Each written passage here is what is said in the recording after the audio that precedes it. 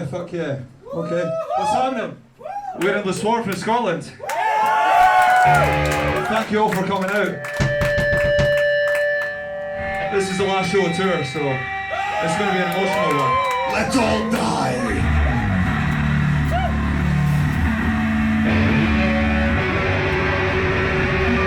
Let's do this now.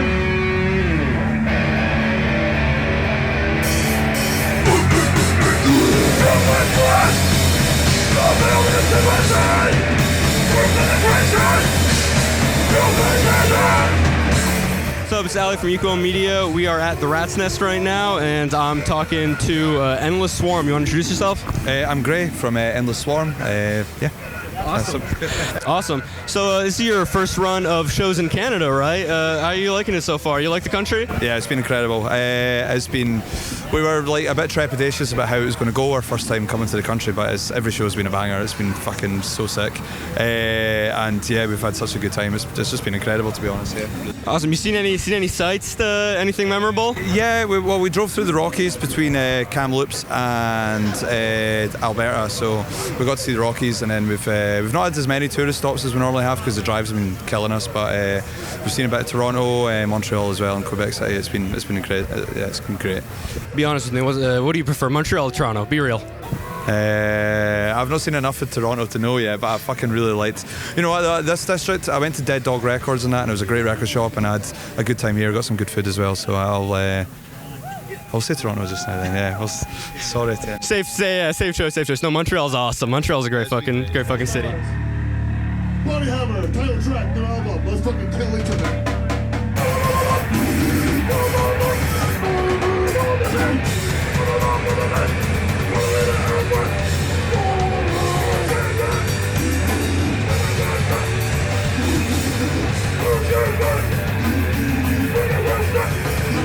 So Powerviolence as a genre seems to get a lot of fans of both like hardcore and like metal subgenres.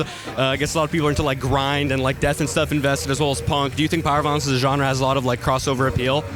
It should do. I think it should have more. I mean, my opinion is that we're basically just a hardcore band, so I feel like, and I find it funny that the scenes kind of split off because hardcore's obviously a lot bigger than Powerviolence, but I think we'd also all benefit from doing a lot more crossover. So it'd be cool to do, but yeah, Powerviolence can stand on its own 2 feet as well. It's there's enough of us. I like a good genre, so yeah. Yeah, so in 2016, the band did an interview with Echoes and Dust where you told a story. There was a story about the one hardcore promoter in Edinburgh who moved away and like local shows in the town like stagnated. I was just curious, like how's the local scene in Edinburgh like faring now? Is it bounced back? Is it? It's incredible. Yeah. We put a lot of work into making it that way.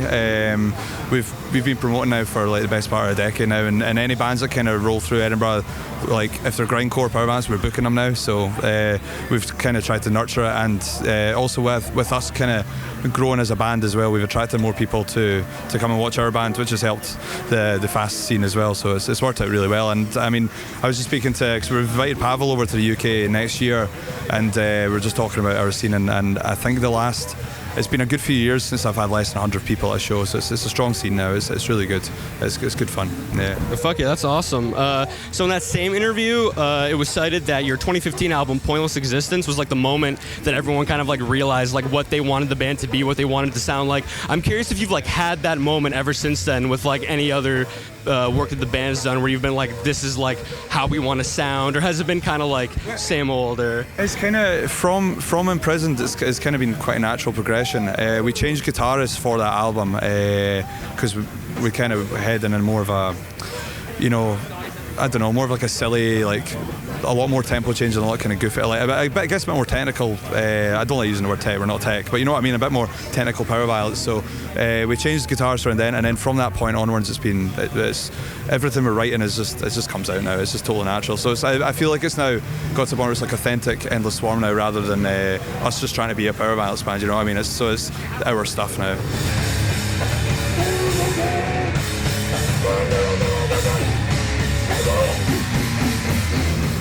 Yeah, I was gonna say in Body Hammer, which I listened to when I heard you guys were coming here, I could like kind of hear sort of like elements of what's happening to Post Existence, but it all sounded like way more like confident kind of.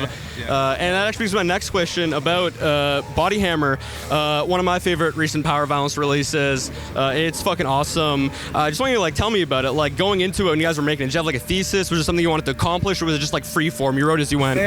Well, so when we're writing albums, we kind of have so when we're doing like splits and stuff, we don't have any concepts. Or when we do an album, we try to make the whole project a concept. And last year I broke my collarbone skateboarding, and I had like a month off. I had to get surgery, and I just spent like the entire month just watching like body horror and like these Japanese like Tetsuo and stuff, and just watching all these horrible films. And it was kind of like planted the seed in my head, like this is the kind of concept.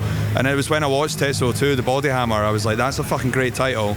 I want to work around that. And then after like, a few weeks of sound, I was like, you know what, that's just so good, I'm just going to actually just take it straight. And then so we've kind of built up the album from that. And then Alex is, we don't write together, we all write independently. Alex kind of wrote all the stuff on his own, and then I've brought the lyrics, and it's kind of the whole themes kind of come from that. So it's concept Amazon's a bit wanky, but it's kind of, you know what I mean, it's all around that kind of thing, so. Yeah, the whole thing felt like cohesive. Like I could definitely tell that there was like something behind this. We want that for an album that you play it with 1 to 20, that it all feels like it flows, and all we don't chop between subjects, and just I don't like when I listen to the album and it goes bounces all over the place. You don't know what they're talking about, you don't know what's going on. So I want it to be like a solid project, you know what I mean? So that's kind of what we've ended up with. Yeah, the whole thing works fucking great. I mean, I whenever I want to listen to it, I just listen to the whole fucking thing when I'm like at the gym or like going somewhere or something. So it works. It's good. Have your songwriting process as a band like changed on like over a decade? You guys have been like making music. Like, how have you guys changed since like when you first started out? No, so Alex is just like a writing machine. We did had at one point we had like 200 midis like saved on a computer that he'd written. So all he does is write stuff, and then I kind of like write as I consume media, and then like anytime I read a book or watch a film, if something interesting comes up, I make a note. So that's been the process the whole time. We've always written independently. So the band, the Body Hammer's never been played in full as a band. Like so, even when we recorded it, we went and did all our stuff on our own. So and it's.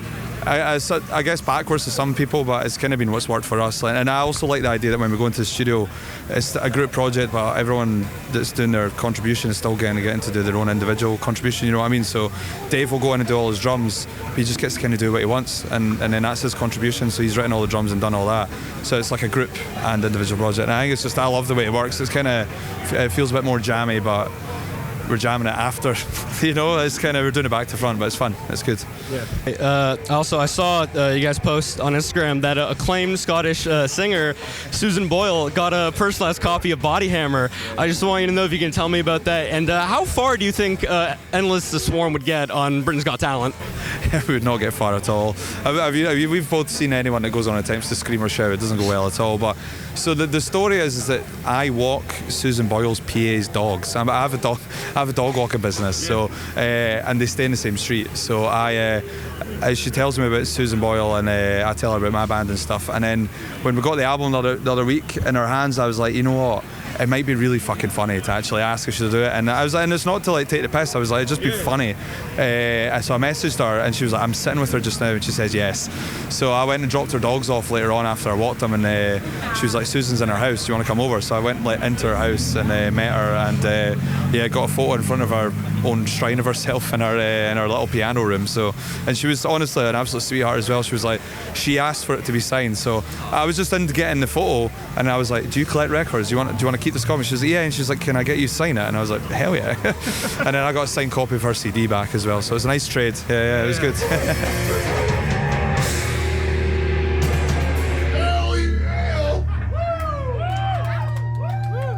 So, last basic question. I want to know, like, what advice do you have for any bands that want to, like, cross the pond, like, want to go from North America to Europe, or want to go from Europe to North America? Like, what advice do you have for people that want to, like, go over and tour? Oh, I mean, the way I've always seen it is that if I'm trying to book a show, whether it's 40 minutes away in Glasgow or 8 hours away in New York, it's the same process. You know what I mean? You just email the promoter and you say, can you book our show? So that's how we started. Like, we were just emailing folk being like, would you book us? Like, and then as soon as the penny dropped that you didn't have to be asked to do stuff, as if you did, you just like, you know, you fund your own flights, and then you ask somebody to book it. You can start booking tours. You can go wherever you want, and yeah, that's what afforded us to do our first few tours. And we lost a lot of money, and we spent a lot of money, and now we're kind of getting to the point now where we can do it and break even. So, but yeah, I just fucking do it. Yeah, it's easy. And at the same time, if you nurture your own scene at home as well, if you book bands and you put out records and you do that,